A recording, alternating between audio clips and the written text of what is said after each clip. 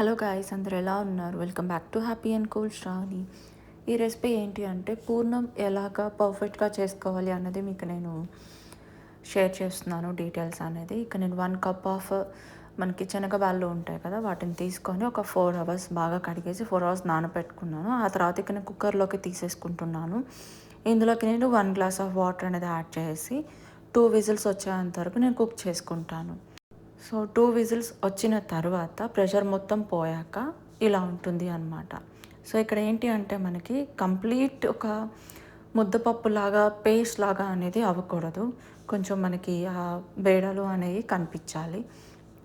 ఇక్కడ నేను పాన్లోకి ఒక 2 టీ స్పూన్స్ వరకు నెయ్యి తీసుకొని అందులోకి పప్పు అనేది వేసేసాను. సో పప్పు అనేది థిక్ అవుతుంది అన్న టైంలో ఇక్కడ నేను కొంచెం మనకి సోంపు, యాలకులు పౌడర్ చేసేసుకొని ఇక్కడ నేను యాడ్ చేసేసుకుంటున్నాను.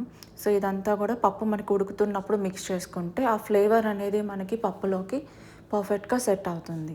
అండ్ పప్పు కొంచెం మనకి థిక్గా అయింది అన్న టైంలో ఇక్కడ నేను 1 కప్ ఆఫ్ బెల్లం పౌడర్ అనేది యాడ్ చేసుకుంటున్నాను.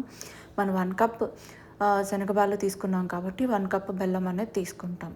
సో 2 ఈక్వల్ క్వాంటిటీ అనేది మనం తీసుకోవాలి.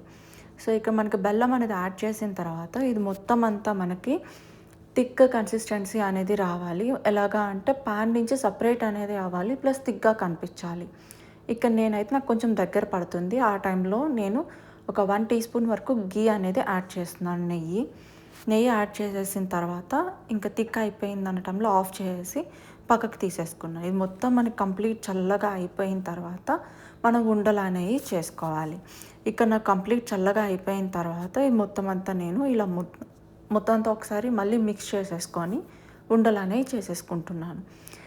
ఈ పూర్ణం ఏంటి అంటే మనం పూర్ణం బూరెలు లేదంటే పప్పు సుకి అని కూడా అంటాము, పూర్ణం బూరెలు అంటాము, బొబ్బట్లలోకి ఎందులోకైనా కూడాను మనకి పర్ఫెక్ట్గా సెట్ అవుతుంది.